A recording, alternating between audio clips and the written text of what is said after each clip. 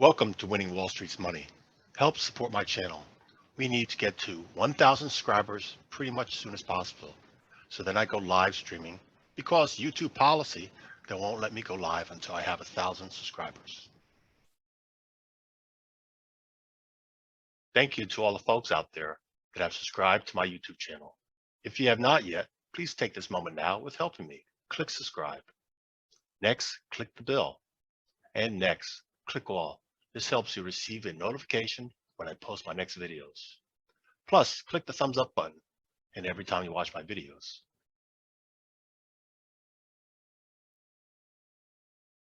If you got value from this video, if this was helpful, then please consider sharing a small monetary donation to my channel by going below and clicking on either my Patreon or PayPal links. If you join my Patreon page, then you'll get early access to these videos 24 hours before they're posted on the YouTube and lots more. If you prefer just leaving a small tip, click on PayPal. Either way, then you get that warm sense of satisfaction years down the line knowing that you helped me become a successful YouTuber. Tuesday, July 26, 07:31 a.m. Good morning. Happy Taco Tuesday. Let's do a top down, the S&P 500 for day trading, as well as swing trading. Look at the higher time frame, S&P 500. Look at the cash index, Sierra Papa X-ray, monthly charts. We're almost at the end of the month, and we're inside bar. That means we're still inside the range of the prior candle. Wow. All that activity that's happening this week still has not taken that above or below. That's interesting. Maybe it's going to be a turning point for the trend. Let's take it down to the weekly. Yep, the week's not over yet.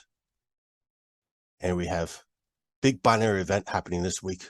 Federal Reserve, United States Central Bank will vote on either changing interest rates or leaving them alone. So currently weekly candle, inside candle, small trading range. And the prior week rejected midpoint of this impulse move down. That's a bearish bias at that point.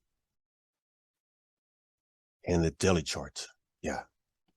Well, yesterday, inside candle from a prior red candle. Yeah, we still had higher highs, higher lows. That trend is still up until we break one way or the other. Again, it's forming a bearish bias pattern here until it breaks out and continues to the upside. Well, then it's the upside. Let's look at the futures, the overnight futures, to see how it's doing. Yep, futures already showing inside candle from prior day. And it's also building a wedge. And in that wedge is a tight coil going to break out one way or the other. Right now, I, since last night, have been leaning more bearish bias. Looking at the S&P 500 futures 4-hour candle bars. Yesterday, tight trading range, slow market compared to other days. Yes, there are opportunities to make money if you trade advanced option strategies instead of directional.